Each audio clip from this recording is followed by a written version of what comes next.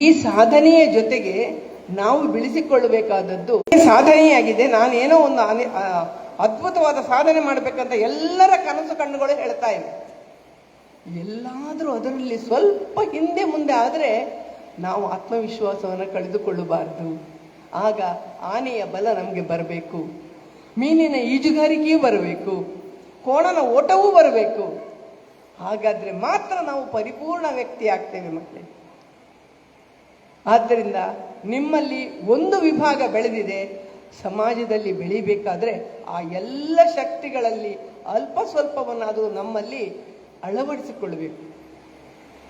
ಇದು ಒಂದು ಕಥೆಯನ್ನು ಸಾಧಾರಣ ನೀವು ಯಾವಾಗಲೂ ನೆನಪಿಟ್ಟುಕೊಳ್ಬೇಕಾದದ್ದು. ಆದರೆ ನಮ್ಮ ಶಿಕ್ಷಣ ವ್ಯವಸ್ಥೆಯಲ್ಲಿ ಎಲ್ಲರನ್ನ ಒಟ್ಟಿಗೆ ನಿಲ್ಲಿಸಿ ಒಂದೇ ಸ್ಪರ್ಧೆ ಏರ್ಪಡಿಸಿ ಅಲ್ಲಿ ಏನೇನೋ ಮಾಡ್ತಾರೆ, ಮಾಡಲಿ ಬಿಡಿ, ಅದು ಒಂದು ಒಳ್ಳೆಯದೇ, ಸಂತೋಷನೇ. ಆದರೆ ಸಾಧಕರಾದ ನೀವು ಮುಂದೆ ಇವೆಲ್ಲವನ್ನು ಬೆಳೆಸಿಕೊಳ್ಳಬೇಕು ಅಂತ ಹೇಳಿ ಕಲಾಕುಂಚದ ಎಲ್ಲ ಪದಾಧಿಕಾರಿಗಳ ಪರವಾಗಿ ನಿಮ್ಮಲ್ಲಿ ಭಿನ್ನವಿಸಿಕೊಳ್ತಾ ಇದ್ದೇನೆ.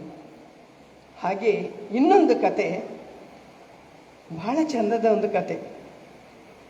ಏನಪ್ಪ ಕತೆ ಹೇಳ್ತಾರೆ ಅಜ್ಜಿ ಅಂತ ತಿಳ್ಕೊಳ್ಬೇಡಿ, ನಾನು ಅಜ್ಜಿನೇ. ಆದರೆ ಅಜ್ಜಿ ನಿಮ್ಮ ಕತೆ ಹೇಳಿದಾರ ಇಲ್ಲೋ ಗೊತ್ತಿಲ್ಲ, ನೀವೆಲ್ಲ ಕತೆ ಇಷ್ಟಪಡ್ತೀರಿ ಅಂತಲೇ ಇದನ್ನು ಹೇಳ್ತಾ ಇದ್ದೀನಿ. ಹಿಂದೆ ಗುರುಕುಲದಲ್ಲಿ ವಿದ್ಯಾಭ್ಯಾಸ ಕಲಿದು 3 ವಿದ್ಯಾರ್ಥಿಗಳು ಬೇರೆ ಬೇರೆ ಗುರುಕುಲದಿಂದ ಹೊರಟು ಬರ್ತಾ ಇದ್ದಾರೆ. ಅಲ್ಲಿ ಆ ವಿಷಯದಲ್ಲಿ ಅವರು ಪ್ರವೀಣರಾಗಿರ್ತಾರೆ. 3 ಜನರು ಬಂದು 3 ಹಾದಿಯಿಂದ ಬಂದು ಒಂದು ಕಡೆ ಒಟ್ಟಾಗ್ತಾರೆ.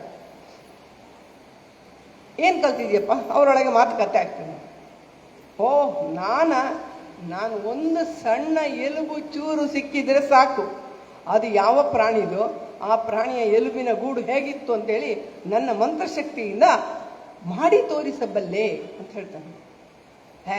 ಅಷ್ಟೇ, ಏನು ನಾನೇನು ಗೊತ್ತಾ ಅಂತ ಹೇಳ್ತಾನೆ. ಎರಡನೇ ಏನು, ನಾನು ಅಂತ ನೀನು ಒಂದು ಎಲುಬಿನಿಂದ ಎಲುಬಿನ ಗೂಡು ಮಾಡ್ತೀಯ ಅಂದಾದ್ರೆ ಅದಕ್ಕೆ ನಾನು ಚರ್ಮ, ಮಾಂಸ, ರಜ್ಜು, ರಕ್ತನಾಳಗಳು ಎಲ್ಲವನ್ನ ಸೃಷ್ಟಿ ಮಾಡಿಕೊಡಲಿ ನನ್ನ ಮಂತ್ರಶಕ್ತಿಯಿಂದ. ಅವನು ಶ್ರೇಷ್ಠ. 3ನೇ ನಗಾಡ್ತಾ ಹೇಳ್ತಾನೆ, ನನಗದು ಏನು ಗೊತ್ತಿಲ್ಲ, ಆದರೆ ನೀವಿಬ್ಬರು ಬಡಾಯಿ ಕೊಚ್ಚುದು ಅಂತ ನನಗೆ ಗೊತ್ತು. ಹಾಗೆ ಮಾಡ್ಲಿಕ್ಕೆ ಸಾಧ್ಯ ಇಲ್ಲ. ನೀವು ಒಂದು ವೇಳೆ ಹಾಗೆ ಮಾಡಿದ್ರೆ ನಾನು ಅದಕ್ಕೆ ಜೀವ ಕೊಡಬಲ್ಲೆ ಅಂತ ಹೇಳ್ತೇನೆ. 3 ಜನರು ಬುದ್ಧಿವಂತರೇ ಸೈ. ಈಗ ಪರೀಕ್ಷೆ ಆಗ್ಬೇಕಲ್ಲ, ಸರಿ. ಅವನು ದಾರಿಯಲ್ಲಿ ಸಿಕ್ಕಿದ ಒಂದು ಎಲುಬು ತೆಗೆದು ಹೇಳ್ತಾನೆ, ಇದು ಸಿಂಹದ್ದು.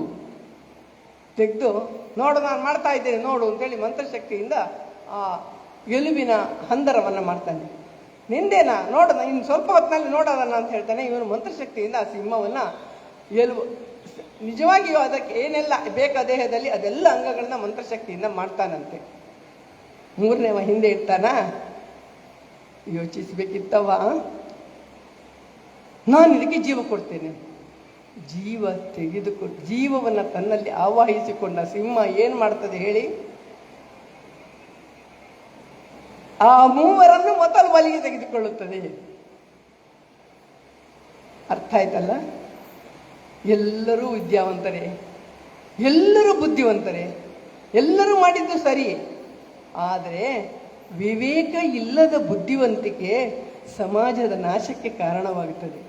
ಆದ್ದರಿಂದ ನಮ್ಮ ಬುದ್ಧಿವಂತಿಕೆಯನ್ನ ನಮ್ಮ ತಲೆಯಲ್ಲೇ ಇಟ್ಕೊಂಡು ನನ್ನ ದೇಶಕ್ಕೆ ನಾನು ಹೇಗಿರಬೇಕು, ನಾನು ಹೇಗೆ ಪ್ರೊಡಕ್ಟಿವ್ ಆಗಿ, ನಾನು ಹೇಗೆ ಈ ದೇಶದ ಆ ನಮಗಾಗಿ ಜೀವ ತೆತ್ತಂತಹ ಸೈನಿಕರಿಗೆ ಗೌರವ ಕೊಡುವಂತೆ ನನಗೂ ಗೌರವ ಕೊಡುವಂತಹ ಕಾಲ ಬರಬೇಕು.